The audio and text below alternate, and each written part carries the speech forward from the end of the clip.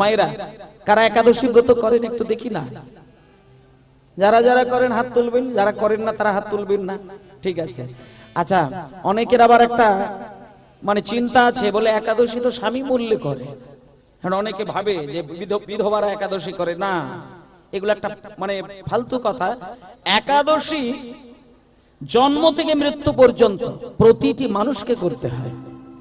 একাদশী করতে গেলে বিধান সংক্ষেপে বলে দিই, একাদশীর আগের দিন আর একাদশীর পরের দিন আর একাদশীর দিন, এই নিয়ে 3টে দিন একটু সচেতন হতে হয়। একাদশীর আগের দিনটা সম্পূর্ণ নিরামিষ এবং যতটা হালকা খাওয়ার চেষ্টা করবেন। আর একাদশীর দিন উপবাসে থাকার বিধান আছে, কিন্তু যাদের না খেলে শরীরে বেশি সমস্যা হয় তারা হালকা খাবেন। একেবারে উপবাসে যদি অনেকের সমস্যা এসে যায়, কিছু কিছু মানুষের কিছু কিছু ব্যাধি শরীরে ঢোকার জন্য উপবাসে থাকলে তার ক্ষতি হতে পারে। তাদের ক্ষেত্রে আবার বলেছে যে একাদশীর দিন উপবাসে থাকলে যদি ক্ষতি হওয়ার সম্ভাবনা থাকে তাহলে হালকা খাবার খাবেন, আর পরের দিনে সেখানেও হালকা খাবার, অবশ্যই নিরামিষ, আমিষের কোনো ব্যাপার থাকবে না। তাতে জামাই আসুক কি শ্বশুর আসুক দেখার দরকার নেই। ছোট জামাই এলো বলে তার জন্য আলাদা কোন একটা জায়গায় চঁচা করবে, ওসব যেন না হয়। এগুলো একটু বিষয় খেয়াল রাখবেন। ছোট জামাই হয়তো এই 15 দিন বিয়ে হয়েছে কি 1 মাস, জামাই এসেছে বলে শাশুড়ি মা ভাবে জামাই বাবা এসেছে আজকে একাদশী, কি হবে বাবারে। কিন্তু জামাইকে বলুন, বাবা জামাই, সুস্থ মনের জন্য, সুস্থ দেহের জন্য, জীবন সুস্থ রাখার জন্য, সংসারে শান্তি মঙ্গল বাসনার জন্য সনাতনী ধর্মের কিছু আচার বিধি যদি মেনে চলা যায় তাতে আপনার ক্ষতি হবে না, বরং আমি বলছি কিছু লাভ হবে, এটুকু আমি বলে দিই। তাই মায়েদেরকেও বলছি, বাবাদেরকেও বলছি, বাচ্চা ছেলেটাকেও বোঝাবেন, বাবা কালকে একাদশী, আজকে তুমি এগুলো খেও না। ওইটুকু বাচ্চাকে বোঝাবেন, ওই বাচ্চাই আপনাকে একদিন বৃদ্ধ বয়সে এই ধর্মীয় কথাগুলো শোনাবে। শিশু বয়স থেকে ছেলেকে ধর্মের পথের না নামাতে পারলে ওই ছেলে ধার্মিক হবে না।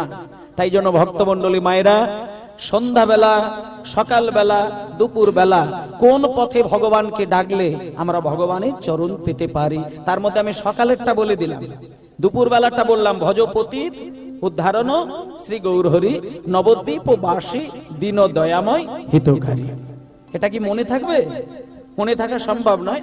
যদি মনে নাও থাকে, আপনি ইউটিউবে সার্চ করবেন, দুপুর বেলায় মহাপ্রভুর ভোগ আরতির গান সার্চ করবেন এবং দরকার হলে লাইন দুটো তুলে দেবেন, ভজপতি উদ্ধারণ শ্রী গৌরহরি বলে সার্চ করবেন, পদাবলীটা বেরিয়ে আসবে।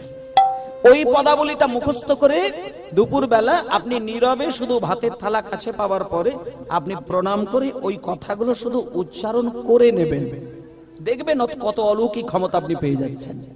আপনার ওই ক্ষণের যে খাদ্যটা তৈরি করলেন, ওই খাবারের মধ্যে সেই ঈশ্বরের একটা দৃষ্টি কিন্তু আপনার পড়বেই পড়বে। এটা দুপুর বেলার বিষয়। আর সন্ধ্যা বেলায় যখন সন্ধ্যা আরতি দেবেন তখন একটা গান আছে, সেটা প্রতিটি মা করবেন এটা আশা করব, কারণ সকাল দুপুর যদি নাও পারেন, সন্ধ্যাবেলা শঙ্খ তো প্রতিটি বাড়িতে বাজে।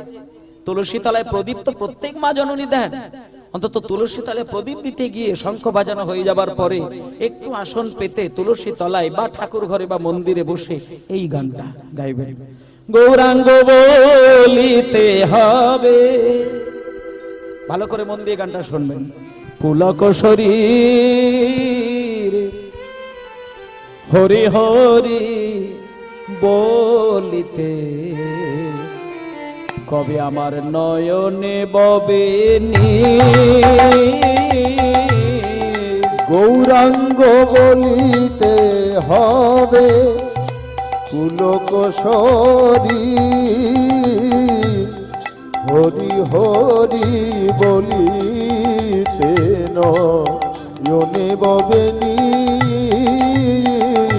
গৌরাঙ্গ বলিতে হবে পুলক শরীর শরীর হরি হরি বলিতে নয়নে বাবেনি,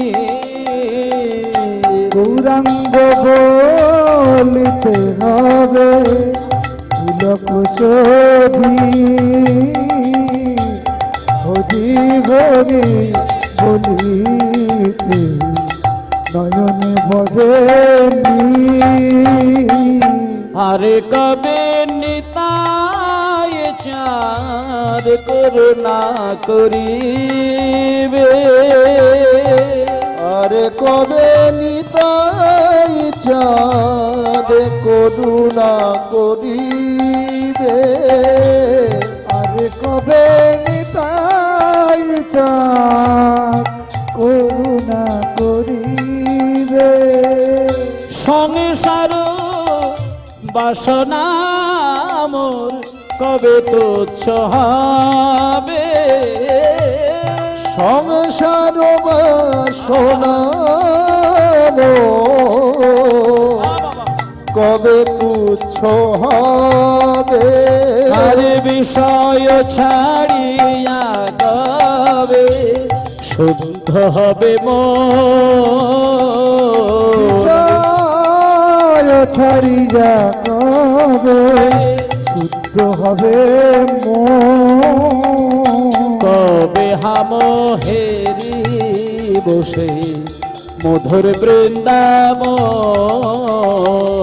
আমি কবে হাম হেরি বসে মধুর বৃন্দাবন, কবে হাম হেরি বসে মধুর বৃন্দাবন, কবে হাম হের বসে মধুর বৃন্দাবন। ঘরের লক্ষ্মী সেজে বসে থাকতে হবে, লক্ষ্মী হতে হবে। শুধু নামে লক্ষ্মী হলে হবে না, কাজের মধ্য দিয়ে লক্ষ্মী টাইটেলটা নিতে হয়। পুরুষ সমাজ নারীদেরকে লক্ষ্মী বলে মনে করেন এবং মানেন। ওমা, যখন কোনো ছেলের বিয়ে হয়, বৌমা যেদিন ঘরে আসে, অনেক শাশুড়ি মা বা শ্বশুর মশাই দেখবেন বৌমাকে লক্ষ্মীর মতন দৃষ্টিতেই কিন্তু গ্রহণ করেন। কিন্তু লক্ষ্মী কে হয়ে বসে থাকে? লক্ষ্মী কাকে বলে? কোন পুরুষ মানুষকে লক্ষ্মী বলে না পুরুষকে নারায়ণ বলে? বউ লক্ষ্মী বলে স্বামী নারায়ণ তা তো বলে না, বউকেই লক্ষ্মী বলে। কিন্তু কোন বউ লক্ষ্মী হবে? যে বউ বিয়ের পরের দিন থেকে নাকে তেল দিয়ে ঘুমায় আর শাশুড়ি মাকে দড়ি দিয়ে খাটায়, সে কি লক্ষ্মী হতে পারে? সে জন্মে লক্ষ্মী হবে না। লক্ষ্মী হবে সেই মানুষটি, সেই মেয়েটি, যে মেয়েটা এক সংসার ছেড়ে এসে আর এক সংসারে দাঁড়ায়, আর সংসারে আসার সাথে সাথে সংসারের পুঙ্খানুপুঙ্খ দায় দায়িত্ব কর্মের সমস্ত জিনিসকে তার নিজ দায়িত্বের মধ্যে, নিজের লক্ষ্যের মধ্যে সে রাখার ক্ষমতা রাখে। মানে এক কথাই বলা যায়, সবকিছুকে সামলানোর মতন যার লক্ষ্য দৃষ্টি আছে, সেই মেয়েটা সেই সংসারের লক্ষ্মী হতে পারে, নচেত লক্ষ্মী হবে না। লক্ষ্মীর মতন দেখতে বলে চোখ দুটো টানা টানা পটল ছাড়া চোখ, হ্যাঁ দেখার মতো দেখতে, একবারে গায়ের রং সাদা, ও দেখলেই যেন মনে হয় মা দুর্গা, ওগুলো লক্ষ্মী নয়। সে একজন হ্যাঁ কালো মেয়েও লক্ষ্মী হতে পারে, তার ভেতরে যদি লক্ষ্মীটা থাকে। তাহলে লক্ষ্মী গুণে হতে হয়, ওই রূপে লক্ষ্মীটা নয়। মানুষ গুণ বিচার করে, আপাত দৃষ্টিতে মানুষকে রূপে পছন্দ করলেও পরের দিন যখন তার গুণটা বেরিয়ে আসে, সেদিন তাকে ঘৃণা করে। কিন্তু আপাত দৃষ্টিতে যদি দেখতে পছন্দ না হয়, তার গুণ যদি লক্ষ্মীর মতো হয়, প্রতিটি মানুষ তাকে সম্মান শ্রদ্ধা করেন। তাই জন্য কীর্তন জগতের এগুলো বিশেষ করে একটা দিন, যে কোনো বাড়ির মা যদি ভোর 4:30-র সময় ঘুম থেকে উঠেই ভগবানের চরণে নিজের মন মস্তিষ্ককে ছোঁয়ায়, সেই মানুষটার সংসারে কোনোদিন মা লক্ষ্মীর চরণ ছাড়া হতে হয় না। মায়েরা, স্বর্গের যিনি লক্ষ্মী ঠাকুর, তিনি আপনার সংসারে যদি চরণ দুটো বসিয়ে রাখেন, সেই সংসারে যদি অর্থের মানে রোজগার যদি কমও হয়, তাতে আপনার কিছু এসে যাবে না। স্বামী 1 লাখ টাকা রোজগার করলে সংসার ভালো চলবে, 10,000 টাকা রোজগার করলে সংসার ভালো চলবে না, এটা বলা যাবে না, কোনোদিন বলা যায় না। একটা জিনিস বুঝতে হবে, সংসারে যদি শান্তি বিরাজ করে, অভাব সেই সংসারের কিচ্ছু এসে যাবে না, কিচ্ছু এসে যাবে না। তাই অভাবের মধ্যে থেকেও স্বর্গ তৈরি করার ক্ষমতা যে মানুষ রাখতে পারে কেবল সেই মানুষই ধার্মিক হতে পারে। ধর্ম মানে তুলসী মালা, ধর্ম মানে তিলক সেবা, ধর্ম মানে নিরামিষ খাওয়া, এটা নয়। ধর্ম কথার সঠিক মানেটা যদি ধরতে হয়, সৎ এবং সামাজিকতা, এটা যদি না থাকে তাহলে তাকে ধার্মিক বলা যাবে না। আপনার গ্রামের পশ্চিম পাড়ায় একজনের বাড়িতে আগুন ধরে গেল, হ্যাঁ, রাস্তার মাতালগুলো ছুটে ছুটে গিয়ে জল ঢেলে মানুষগুলোকে কোনোভাবে উদ্ধার করলো, কিন্তু সরকারি চাকরি করে 2 লাখ টাকা বেতন পায়, পরের দিন সকালবেলা এসে খোঁজ দিচ্ছে যাদের বাড়িতে আগুন ধরে গেল তার আদৌ বেঁচে আছে কিনা। কিংবা পাশের গ্রাম বাড়িতেই হয়তো একজন ধার্মিক আছে, জপের মালা নাম করে, তিলক সেবা করে, শিখা রেখেছেন, নিরামিষ খায়, রাত দিন ভগবানকে ডাকে, কিন্তু পাশের লোকটা আগুন ধরে গেল, সে ছুটে গেল না। ওই মানুষটা কোনোদিন ধার্মিক হতে পারে না। ভগবানকে ডাকবে কিন্তু মানুষের উপকার করে না, এই মানুষকে ধার্মিক বলে না। সৎ হতে হবে, সামাজিক জ্ঞান থাকতে হবে, মানুষ হয়ে মানুষের পাশে দাঁড়াতে হবে, মানুষ হয়ে মানুষকে ভালোবাসতে হবে, মানুষ হয়ে মানুষের প্রেম বন্ধনে জড়াতে হবে। একমাত্র মহাপ্রভু তাকেই পরম ধার্মিক বলেছেন। নিতাই গৌর প্রেমানন্দে, হরি বল, হরি বল, হরি বল। আর আমাদের জীবনটা চলে পজিটিভ এবং নেগেটিভ দুটো শক্তির উপরে। হুমায়রা, সকালবেলায় শঙ্খধ্বনি করা, তার নাম করা, এটা যদি কোনো পরিবারে, আমার নিজের ঠাকুরমাকে আমি দেখেছিলাম, আমার ঠাকুরমা নিজের 4:30 বাজলে পরেই ঠাকুরমা ঘুম থেকে উঠে শঙ্খধ্বনিটা করবেই করবে। এটা আমার ঠাকুরমার নিত্যদিনের কাজ ছিল। রাত্রি 12টাতেও যদি ঠাকুরমা শুতে যায়, 4:30 থেকে 5টার মধ্যে শঙ্খটা বাজবেই। কিন্তু আজকালকার দিনে কজন মা জননী এটা করেন সেটা আমার হিসাবে নেই।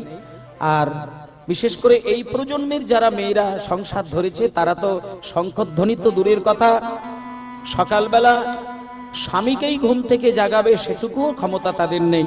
স্বামী বরং উঠে বউয়ের ঘুম ভাঙায়, এরকম ব্যবস্থা দেখা যায়। কিন্তু তখনকার দিনে প্রথা ছিল স্ত্রী উঠে কর্ম করবে, স্বামীর ঘুম ভাঙাবে। আর এখন হয়েছে স্বামী উঠে কর্ম করবে, চা তৈরি করে স্ত্রীর ঘুম ভাঙাবে। এই জীবন। তা যাই হোক, আজকে আপনাদের বলে দিই, সকালবেলা ধর্মের চর্চা করা, ঈশ্বরের নাম করা, নিজেকে ধার্মিক হয়ে থাকা, সৎ এবং সামাজিক গুণকে ক্রমশ বাড়িয়ে চলা, এটা সকালের কাজ। সকালবেলা ওই 4:30 থেকে 5টা, এই আধা ঘন্টা একটু বিছানাটা ত্যাগ করবেন মায়েরা। 4:30 থেকে 5:30 হলে ভালো হয়। আর যদি পারেন 4:30 থেকে 6টা, একেবারে 1.5 ঘন্টা করে দিন। কেমন? এই 1.5 ঘন্টা আপনি ভগবানের জন্য নিজেকে ব্যতিব্যস্ত করে তুলবেন। তারপরে যদি 6টার পরে মনে হয় যে ঘুম লাগছে, একটু ঘুমিয়ে নিতে পারেন। কিন্তু ব্রহ্ম মুহূর্তে ঘুমানোটা একাধারে মানুষ হিসেবে কিছু ক্ষতির দিক এসে যায়। বাড়িতে যদি পাখি পোষেন, বাড়িতে যদি গরু পোষেন, বাড়িতে যদি ছাগল পোষেন, বাড়িতে যদি কুকুর পোষেন, বিড়াল পোষেন, আমি গ্যারেন্টি দিয়ে বলে দিচ্ছি শোনেন, বাড়ির ছাগল, গরু, কুকুর, বিড়াল, পাখি, এদের দিকে তাকিয়ে দেখবেন 4:30 বাজলে ওরা কিন্তু আর ঘুমায় না, সম্পূর্ণরূপে জেগে যায়, শব্দ বার করে, আর মানুষ বিছানা গ্রহণ করে থাকেন। ওই সময় যদি কোনো মানুষ ঘুম থেকে উঠে মন স্থির করে, শুধু স্থির করে ঈশ্বরকে স্মরণ নেয়, ওই ব্রহ্ম মুহূর্তে ভগবান উদার হয়ে যায়। কারণ মানুষ যেমন কিছু কিছু সময় একটু উদার থাকে, আবার কিছু কিছু সময় কৃপণ থাকে, ভগবানও কিছু কিছু সময় উদার হয়ে যায় আর কিছু কিছু সময় কৃপণ হয়ে যায়। ব্রহ্ম মুহূর্তে ভগবানের সৃষ্টি প্রকৃতি এত খুলে থাকে, তখন আপনি যে চিন্তা করেন অতি সহজে সেই চিন্তাকে আপনি পূরণ করতে পারেন। এগুলো করে দেখবেন। আমি আপনাদের সময় দিলাম, 3 মাস টাইম দিলাম। আজ থেকে 3 মাস আপনি ব্রহ্ম মুহূর্তে উঠে ঈশ্বরের নামটা চিৎকার করে করার দরকার নেই, মনে মনেই করবেন। আপনি 3 মাসের মধ্যে আপনার কোনো পরিবর্তন হলো কিনা এগুলো একটু খেয়াল করে দেখবেন। যদি না হয় আপনি আমাকে ফোন করে জানাবেন, আমি গ্যারেন্টি দিয়ে কথা বলছি। 3টে মাস ব্রহ্ম মুহূর্তে স্থির চিন্তা করে যে মানুষ ভগবানকে স্মরণ নেওয়ার ব্যাকুলতায় কাঁদে, 3টে মাস পরে সেই মানুষের আমূল পরিবর্তন ঘটবেই ঘটবে, এ বিষয়ে কোনো সন্দেহ নেই। আপনারা করবেন এগুলো। ভগবান ছাড়া তো গতি নেই। আপনি যে নিঃশ্বাসটি নেন এ তো ঈশ্বরেরই দান। যে ফসল ফলিয়ে খাদ্য গ্রহণ করেন এ তো ঈশ্বরের তৈরি মাটির উপরেই করেন। যা কিছু করছেন, চলছেন, ভাবছেন সবই ঈশ্বরের পঞ্চভূতের সমন্বয়ে হয়। মাটি, জল, আগুন, আকাশ, বাতাস। এর বাইরে কি আছে বলুন পৃথিবীতে? এর বাইরে কি আছে? কিচ্ছু নেই। মাটি আছে, জল আছে, আগুন আছে, বাতাস আছে, আকাশ আছে, ব্যাস। এর বাইরে কিছু নেই। আর আমাদের দেহ রক্ত মাংস হাড়, এর বাইরে কিছু নেই। আর এই তিনটে জিনিস যেদিন মরে যায় এখান থেকে পাঁচটা জিনিসে মিশে যায়। মানুষের মধ্যে পাঁচটা জিনিস আছে, মাটি আছে, জল আছে, আগুন আছে, আকাশ আছে, বাতাস আছে। কি করে প্রমাণ হয়? মরে গেলে পোড়ানোর দরকার নেই, আপনি মাটিতে রেখে দেবেন। আমার শরীরের ভেতরে থাকা যে জলটা তখন প্রকৃতির জলের সঙ্গে একটু একটু করে গলে পচে মিশে যাবে। আমার শরীরের ভেতরে যে বাতাস এই প্রকৃতির বাতাসের সাথে মিশে যাবে। আমার শরীরের ভেতরে যে আগুন, যে পিত্ত, যে তাপ, এটা তখন প্রকৃতির তাপের সঙ্গে মিশে যাবে। ভেতরে থাকা জল জলে, মাটি থাকা মাটি, বাতাস থাকা বাতাস, আগুন থেকে থাকা আগুন, অবশেষে আকাশ যাকে বলা হয় শূন্যতা।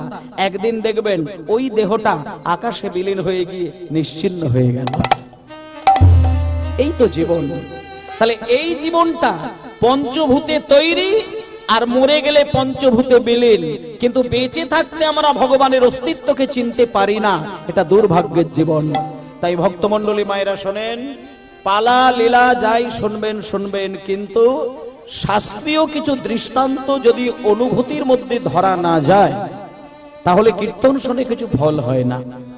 আর আজকালকার দিনে কীর্তনের শেষে যে ধেই ধেই করে নাচ, এই নাচ হচ্ছে অপরাধের একটা মূল পথ। আমি আশা করব আপনারা সেই রং ঢঙে নাচ আপনারা আশা করবেন না, সঠিক কীর্তন শোনার ইচ্ছে করবেন। নিতাই গৌর প্রেমানন্দে হরিবোল হরিবোল। সবাই মিলে আমরা একটুখানি দুপুর বেলার যে কীর্তন, সকালের একটা গান আমি করলাম, মায়েরা প্রতিদিন আপনারা কাল থেকে সকাল হলে এই গানটা গাইবেন, ভজ গৌরাঙ্গ লহ গৌরাঙ্গ, এটা করে দিলাম। আর ঠিক দুপুর বেলায় ঠিক যখন ঘড়ি ধরে 12টা বাজবে তখন একটা গান গাইবেন। এবং গানটা কখন গাইবেন? খেতে বসবেন যখন, ভাতের থালাটা যখন সামনে রাখবেন তখন হাত জোড় করে যদি মনে হয় মনে মনে করবেন, তাও করবেন। কোন গান? বিখ্যাত গান, ভজ পতিত উদ্ধারণ শ্রী গৌরে হরি হরি হরি হরি ভজ পতিত উদ্ধারণ শ্রী গৌর হরি। ভজ পতিত উদ্ধারণ শ্রী গৌর হরি। ভজ পতিত উদ্ধারণ শ্রী গৌর হরি। ভজ পতিত উদ্ধারণ শ্রী গৌর হরি। আর শ্রী গৌর হরি নবদ্বীপ বিহারী। শ্রী গৌর হরি নবদ্বীপ বিহারী। শ্রী গৌর হরি নবদ্বীপ বিহারী। দীন দয়াময় হিতকারী ভজ পতিত উদ্ধারণ শ্রী গৌর হরি। ভজ পতিত উদ্ধারণ শ্রী গৌর হরি। নাহি জানি পরিপাটি নাহি আয়োজন রে। নাহি জানি পরিপাটি না জানি রন্ধন। নাহি জানি পরিপাটি না জানি রন্ধন।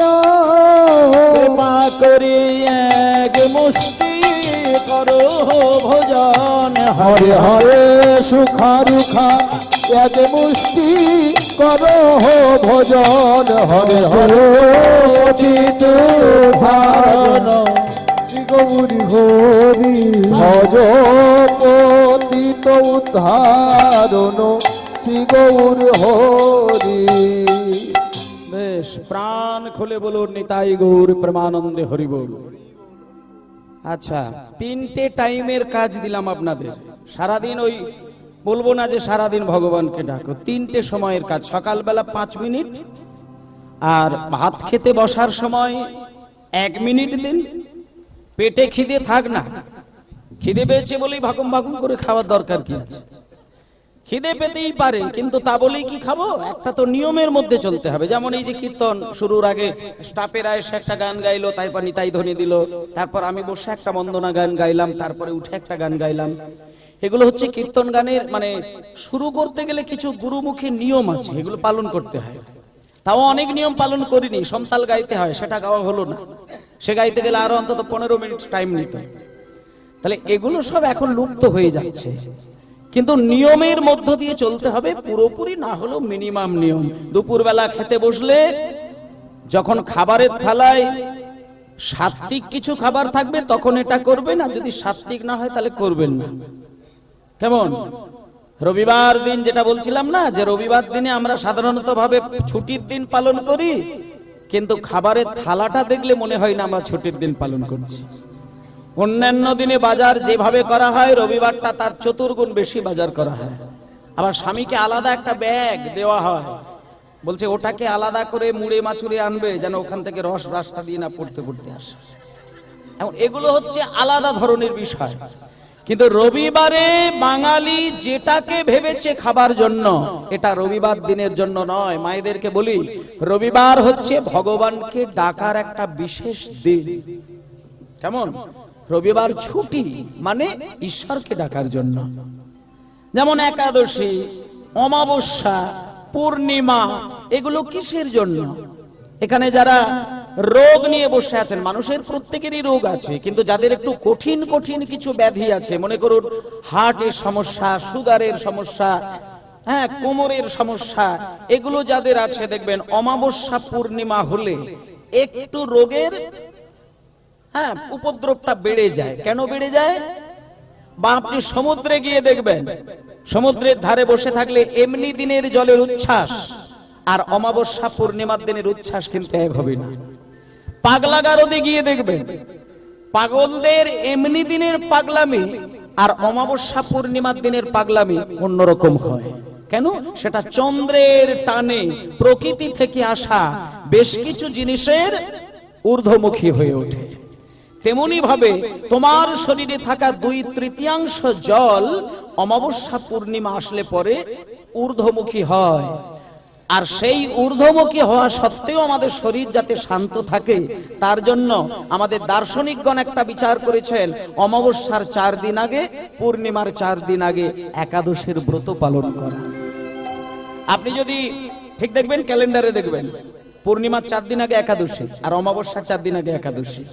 আপনি যদি একাদশীর ব্রত পালন করেন, তাহলে পূর্ণিমার দিনে 2/3 জল যখন আমাদের শরীরের ক্রমশ ঊর্ধ্বমুখী হয়, তাহলে আমাদের শরীরে থাকা যে বিভিন্ন ব্যাধির যন্ত্রণা, এগুলো কিন্তু আর ঊর্ধ্বমুখী হবে না।